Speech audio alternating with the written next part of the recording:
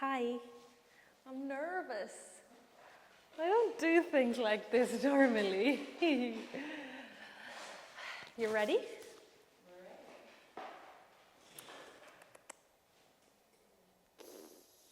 Be nice to me.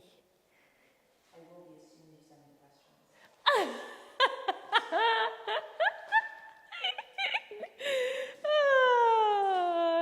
Idiot sandwich. Where'd you get that? Oh, Lord have mercy. Well, blame it on my brain. Talking about me. Sweating. Do you know what we need? Wine. Girl. If I have a couple of spicy margs, Make that as a blooper. this would be so much. This is so much easier if I have a couple of spicy margs in me. Okay. I'd like to say, for those who may be watching this in the future, it is 9:50. Who cares? I'm Irish. Okay. Run the Spectrum is something that came about when I realized how pivotal running was for me in my journey post autism diagnosis, and also learning that autistic and neurodivergent people don't move enough, and it's integral to STEM, to regulate our nervous system, and it's this benefit that so many people can utilize, but they're not tapping into it, and I want to spread the word about it. With this project, I want to shine a light that accessibility isn't just for physical disabilities, there's also invisible disabilities, and there's so many elements that running and racing becomes difficult for neurodivergent and autistic people. I want more people to run, I want more people to be lining up at races, and I also want to put a spotlight on people that struggle silently with disabilities that you can't visibly see. That's an interesting question because I could yap for years about it, but let's stick to the project, okay? Me. I think in short, I always fundamentally felt extremely different to everyone around me, from siblings to friends to, you know, everyone. I just felt like the odd one out, from how I socialized to how I communicated to how I felt emotionally. And through COVID, kind of like a transitional year or a couple of years for me in which I struggled mentally. And funny enough, it came on the back of masking for so long and COVID having that stop time. And yeah, just a lot of things came to float, and I just wanted answers. I didn't know what autism was. Funny enough, I watched Love on the Spectrum, which I love as a show, but a lot of the people represented there is what your typical autism would look like. But there was this girl in particular that was lower support needs, and I just really felt myself really reflected in how she navigated that date that she went on or that situation. So I Googled autism, and I had this moment of like, tick, tick, tick, tick, tick, and shit, I actually might be autistic. And that was the beginning of everything. I communicated that with my family, and I just searched for answers. A lot of people wonder, what's the point if you've survived most of your life without a diagnosis? Like, why do you need it? For me, it validated a lot of experience that I had growing up, through school, through life in general. It validated why I felt different as well. And I think ultimately the goal in life is just to feel that we know ourselves and we're able to support and cater our real needs. And that was what I wanted to do. I wanted to be able to accommodate my needs, not struggle anymore, not force socializing if it's not what I wanted to do, and just know myself a little bit better, I think was my goal. Ooh, this is my favorite question because I was so keen to get answers as to why I felt different that because I was seeking an answer, I thought that hearing, yes, you're autistic, would be positive news. I actually was so annoyed. I was pissed off. I felt a deep sense of anger and frustration and unfairness, which I've actually never felt before.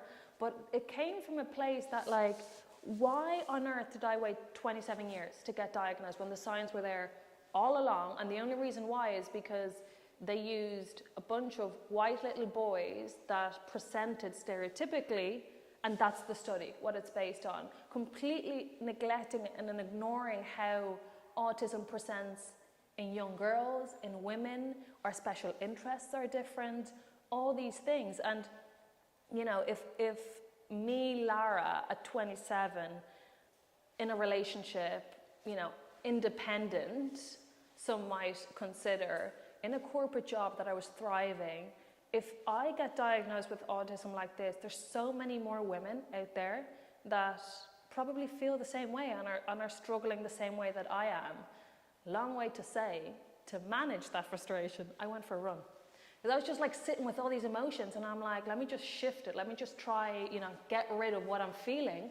And my neighbors probably thought I was cracked because I legged it down the road. Like I probably ran a kilometer and went back home, and that was that. But I weirdly felt so good. I was like, my head felt lighter. I was able in that short period of time to just process a little bit about how I was feeling. And then the next day I went again, and then the next day I went again. And that frustration that I felt, together with how good running was making me feel, I was like, there's a way in which maybe I can share my story so other women might feel, you know, relevant, or it's relatable to them and how they're feeling as well.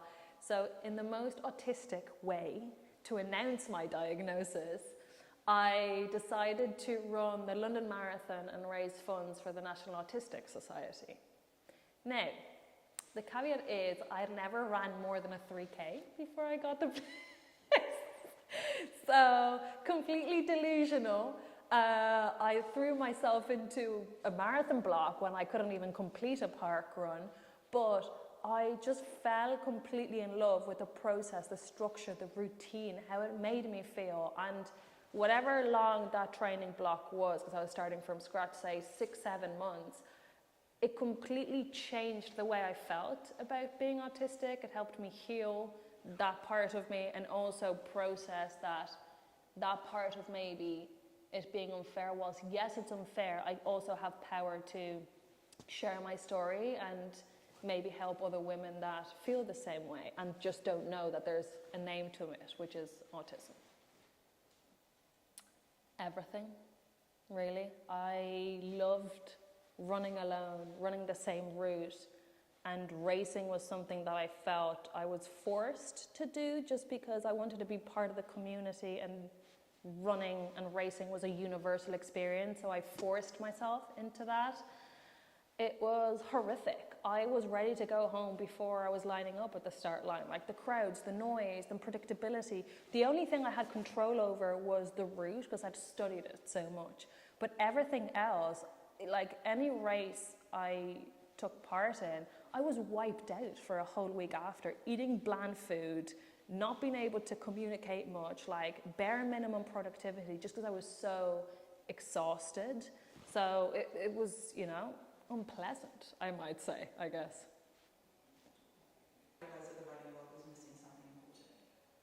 Yeah, I never saw representation. I never saw people sharing that their experiences were different at races. Therefore, I assumed racing was universal and everyone should enjoy it. Everyone should chant and cheer and, you know, embrace the crowds. But throughout the process, you know, of racing and exposing myself, I created a little bit of a blueprint for myself that I A/B tested over multiple races, ultimately figuring out what caters my sensory needs. So I tried a race without headphones, nearly died, right? So moving forward, every race I do with headphones.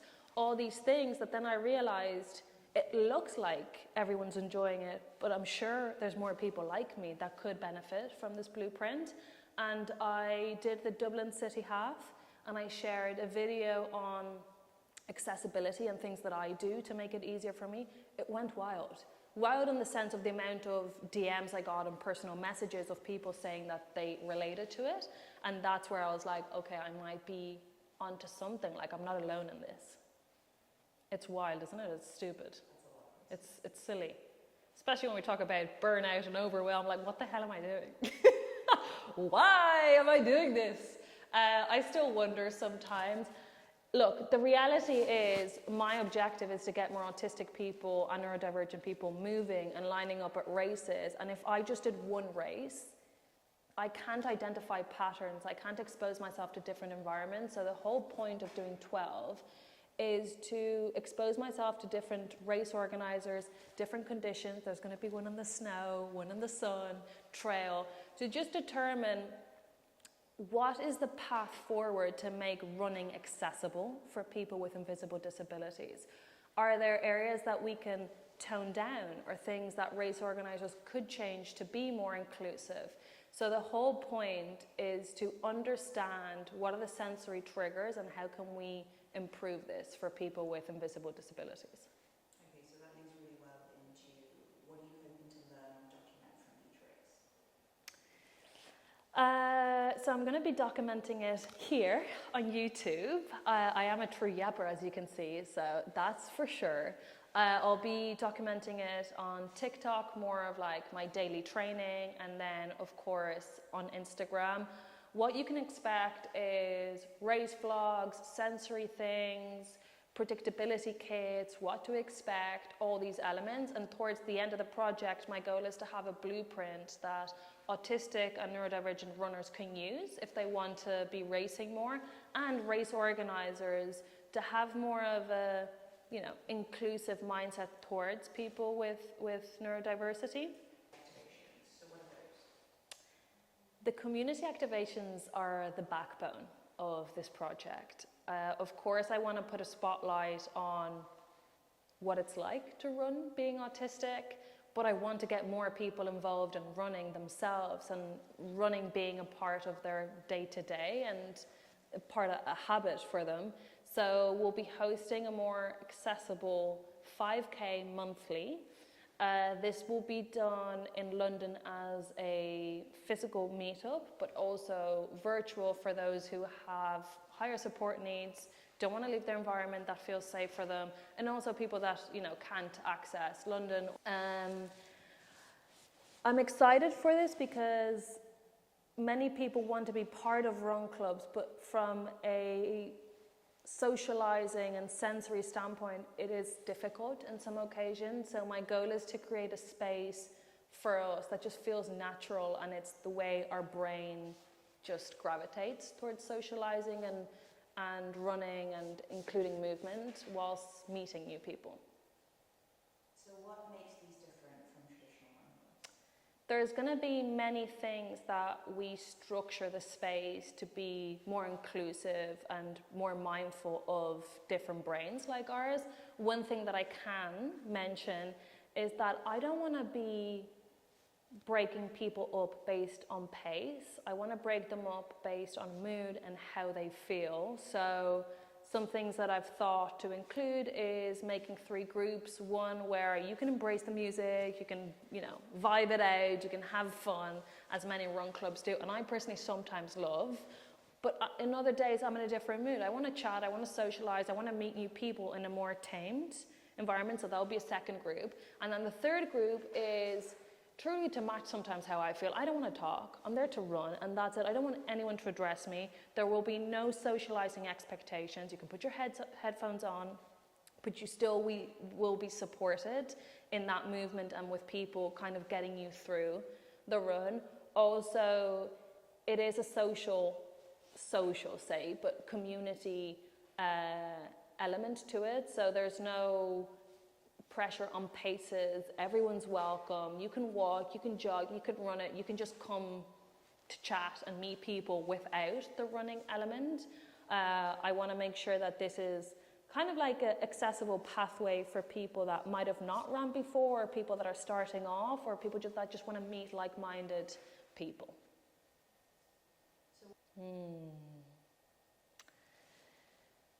Good question. I think I always fear when speaking up about my autism to be misunderstood. It's a unique experience in the way that autism presents individually to everyone differently. And my experience is my experience. I'm not speaking for everyone, and sometimes that can be misunderstood. There are common denominators that we all know we struggle with, but yeah, I struggle with being misunderstood. Secondly, I fear no one's going to show up to the community activations. I'm afraid, what if I'm standing there on the day, January, whenever the date we choose to be, and I'm alone, no one's there. That's a fear that I have, but I hope that this reaches as many people like me as possible, and also people want to be part of something that's built specifically for them. Thank you. I have one friend coming, guys. One friend. What are you most excited about? Gosh, I'm so excited to see people feel seen, included, and involved in a space that they've previously been neglected or not accounted for. I'm excited to see people including movement in their life to manage parts of their autism and neurodiversity. And I'm really excited for race organisers and brands to have that thinking hat on as to what does accessibility look like when somebody doesn't present disabled, and to just create a more inclusive running environment I'm really excited about. My ultimate goal is to see more autistic and neurodivergent people moving and feel included in environments and spaces that they haven't before. Success for me with this project would be someone who's autistic or neurodivergent to see the project and feel less alone. I would love for them to be inspired to move and to include running and feel represented in something that they might have not seen before. I would also love for race organisers and brands to start a conversation about what does accessibility look like when you have invisible disabilities. How can we support people that have different sensory needs, that need predictability, to support them in being included and in a sport that they deserve to be included. And also for people to realise that running and racing isn't a universal experience for everyone. We have different experiences, and they should be catered for. So if these things happen by the end of the year, the project has done what it needs to do. We did it! We did it! Oh, thank you. That's a wrap. That's a wrap. Oh, wow.